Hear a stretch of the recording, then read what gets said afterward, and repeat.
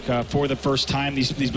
Both teams have only started playing that map since for the past few days, but I got to say, Epsilon certainly looks like they have the upper hand in terms of everything: communication, teamwork, map control as well. Just to provide a little bit more info about those weapon spawns, I don't think we talked about it yet. The plasma caster and the sniper rifle both are on static spawns. They respawn every 2 minutes, and the plasma caster is every three minutes, and the sniper rifle will be 2 minutes.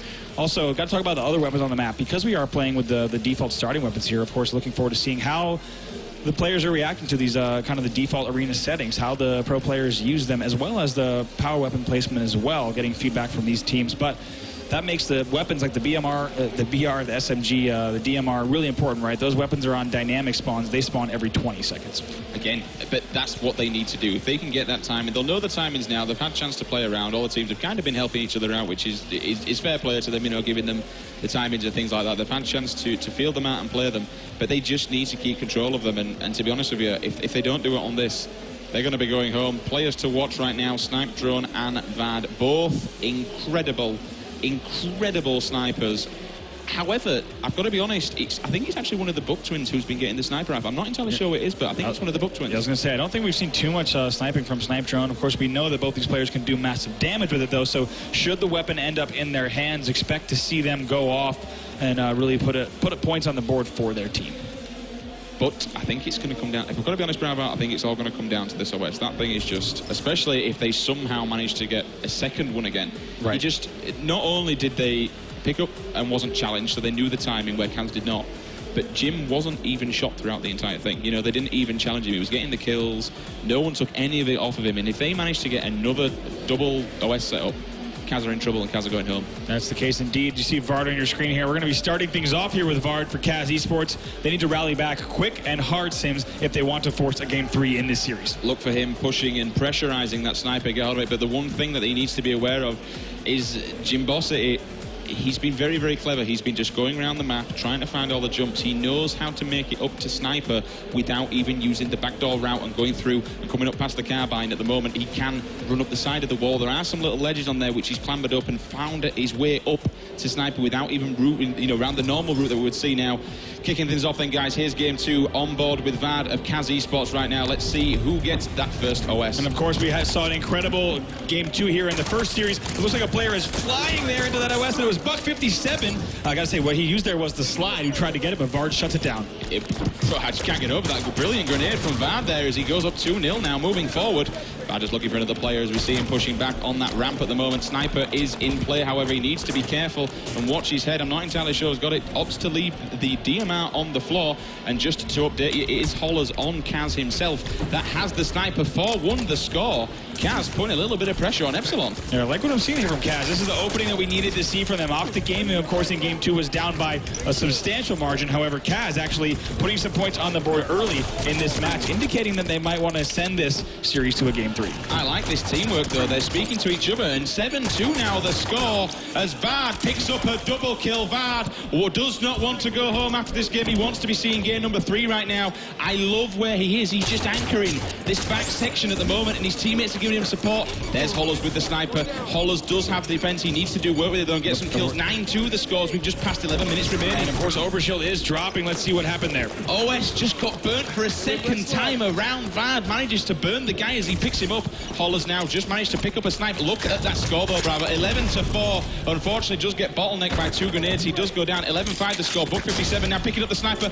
Manages to get the snapshot. He's going to be down. In goes the grenade. Doesn't manage to pick up the kill. However, it's going to be Jimbo to see him and see that kill through. 7-12 the score. 10-30 remaining. And here's what I was worried about. Epsilon Esports, they came back and they came back hard now. Now they're only down by 5. Buck 57 has a sniper rifle in hand, and we'll have to see that. Last Overshield was burned, so this next Overshield after this, Sims, as we go to his twin brother Buck 20 with sniper rifle now, will be a big indicator, but it looks like a sniper drone tries to hit that ground pound but misses. He does indeed, and that's going to be a kill from Buck 20. He does get cleaned up afterwards. 9-16 though. That's a double the score gap at the moment for CAZ, putting some pressure onto Epsilon. 17-10 now as we move forward with Snakey. He's going to find the sniper rifle, doesn't get the kill, gets the Spartan charge, takes one down. There's the OS as well. Can he grab this? Yes, he can. He's got the sniper behind him. This is a big push from CAZ right now. now. 18-10 the score. Bravo, I've got to say, I did not expect to see this. 19-10 now. CAZ doing some serious work. Look at CAZ totally turning the game around. If you're just joining us, CAZ Esports lost the first game by 20 kills, 50-30, but they are answering back here in game number 2 on Fathom. I'm slightly worried that he doesn't know where this player is. He wasn't behind him, which I thought he was. He's going to come around that corner. There's the thrust. It's 57, of course. He managed to shut him down. Snaky with the reversal medals. He looks up to top mid at the moment. His player teammate's gone down. Moving forward. There's the plasma spawn. As we go past, he's going to will he grab this SMG down. Opts to get the shotgun instead. Moves forward. That is a big weapon to have when you've got OS at the moment. The time Bravo decides to opt out as he just had his OS ripped off his back. That's right. Now, I like what I'm seeing from CAZ, though. They're playing this nice and slow. They're just grabbing each of the power weapons, and right now they don't need to push in just yet. But one of the things you're seeing that I really have to point out with the Spartan ability is whenever a player is chasing or maybe has to go out of a doorway, they generally thrust, right? They don't want to get caught off guard by a grenade or a melee. So when they have to go into blind areas, they often thrust in to catch their opponent off guard, and we're seeing that exact thing from Snaky. Look at the score, though, 26-11. This would be devastating if they threw away this lead and choke this game at the moment. Snaky got a big kill with the shotgun to acquire himself. The sniper lands a headshot straight across the map. CAZ Esports coming out of nowhere and doing some damage to Epsilon. Can they keep up the pressure? That's going to be Hollers with the fresh OS as well. He's still got that weapon in the back pocket, throws down the grenades, trying to get some hit marks, see if anybody's there. Someone is caught off guard, but on mid will land the shot, but he doesn't have the weapon appropriate to finish it off. However, can he land this second shot? He knows he's there, thrusts out of the way. 29-14, Bravo. That is a big score gap to pick up, really. Oh, I'm not entirely sure why he thrusted there. He could have possibly got the shotgun kill. Oh, look at Buck 20. I think we just saw a stabilize from Buck 20, actually. I don't think we've seen that used in the tournament just yet. Actually uses that stabilize to hover from the treehouse and get the shots into the, from top mid and get the shots into the treehouse. So many times. I mean, personally, you can turn that on, or you can have that shot on automatic. I personally prefer an automatic because I like to jump up and just hover and try and see who's there. 18-31, though. Oh, my word. Sniper Drone finally now has the sniper. Let's see what you can do with it. I don't think Epsilon Esports expected to be in this position, down by 12 in the middle, actually past the halfway of the match right here, down by a significant margin. Epsilon, I have to say, they're such a talented team that they could bring this back, but my goodness, would it require of a lot of control. Snipe Drone doing what he does best, lands the headshot, moving back to see if he's got anyone creeping up from blue. He has the shotguns. If anyone turns around, they're going to get that to the chest as he actually completely reverses back to the blue side at the moment. Finds two people in there just watching that doorway for someone dropping out. Again, if they push up, they're going to get the shotgun, and this weapon is awful. Jimbo did just make a move there with the overshield, so it's now only 24-33. Oh my God, Snipe Drone, what a kill. Goes for the triple, but doesn't manage to get it. Quick scope from Snipe Drone, doing exactly what he does best, but he's sprinting around Bravo. His shields haven't regenerated yet, but he's got that shotgun. If anybody comes around there, they're in danger at this moment in time. He's doing work, 25-33. Could we see the Epsilon come back? Look at him using those sight lines right there. A big double kill from him earlier, but like you said, Snipe Drone, a player that can go off with the sniper rifle, and that's exactly what he's doing as we scan across that overshield to be dropping momentarily. 6 minutes 30 on the clock. He can do a lot. This turns around. What a long distance shotgun there. He says no as he takes down Bad. You can see in the bottom of the kill feed there, scopes in on a red base. Thrust out of the way of the bullet, though, so doesn't connect whatsoever. But I have to say, CAZ still putting on a good amount of pressure. Look at that scoreline, 28-36. So CAZ is not just letting the Epsilon have it here. They are continuing the pressure. The next overshield is probably going to be around 5:30 or so we'll keep an eye on that. He's just looking for that sniper spawn. Coming off the static respawn now as he's looking up.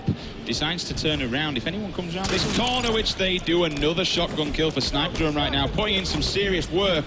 He's going to go up and try and grab that ammo. He could have another player pushing him from the opposing side, so he needs to be wary there. He is indeed. Grenade comes across. He's just going to back off, though. Get the reload. It's going to be double snipe for him now, back to back at the moment. Not entirely sure what's been going on with OS off screen as we see him clambering up to that second platform. It's going to be actually, I think, Hollers who's going to get it, if I'm not mistaken. No, it's actually still up. So we'll see if either team is able to grab it. And Jimbo actually gets his third of the game. Now look at Epsilon. They're only down by 6. What a comeback from Epsilon. 34-39. Jimbo can do some damage with this OS as he's got the DMR. Gets the distraction medal. Finds Snaky in the corner. Cleans him up easily. My gosh, look at that. 36-39. Let me remind everyone watching, the score was 26-11 in favor of CAZ only 3 or 4 minutes ago. The comeback kings are on a roll at the moment. There's Flames. He's getting shut down with the DMR. Turns around. Look at at that teamwork. He called out that kill and just wrecked him from top mid. I love the discipline there from Jimbo, right? He was shooting an opponent in the treehouse. He immediately looks away, does not even question that, right? He chooses to support his teammate and clean up that kill instead. And now look at Epsilon, they're up by 1. This is such a turnaround night and day to what we saw earlier on at the moment. Snipe Drone turning around. He's got the same weapons again, Bravo. He's not let go of these pretty much for all the game. Lands the first shot, 3 players running in. That OS must be coming up very, very soon. Goes in with the shotgun, shuts him down. Look at that play there. He jumps out with the shotgun and thrusts back to stay alive. So big plays from Snipe Drone. They only need 4 more kills to close out the match, and they're about to grab the overshield. Yes, it's Jimbo who gets the next one as well. This is so important now. SMG and Sniper opts to leave them both. He's going to be calling them out as he pushes forward, grabs the shotgun instead. OS and shotgun is so overpowered at the moment. There's another one. Looking forward, he's in red base, he's getting shot in the back. Whips out the shotgun. I don't think this play, it doesn't matter anyway. The teamwork came in 48-42. Oh my word. They've done the comeback on CAZ. They've seen 2 more kills to see this one out, Bravo. I mean, especially when we looked at the comeback that Epsilon was able to pull off here. They're only 2 kills away. You can almost be sure that they're going to get it now at 49. 3:49. Look at that cheeky jump from Jimbo. He knows the last kill's there. Throws in the grenade, and that's going to be it. Epsilon clutch up.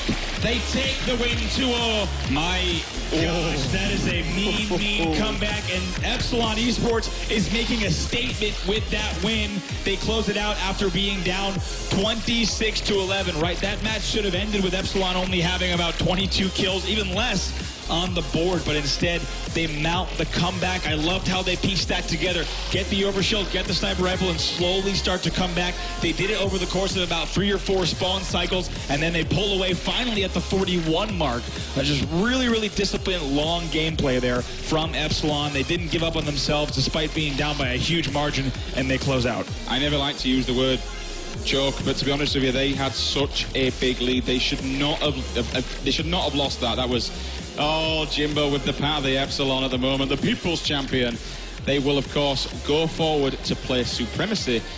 This is a little bit of an ongoing rivalry between these two. I was going to say, these players have seen each other on the European and even at times the U.S. stage as well. They're no strangers to one another, and we have 2 European powerhouses, Epsilon Esports and Supremacy, in our finals. The one thing about this is it's all going to come down to discipline.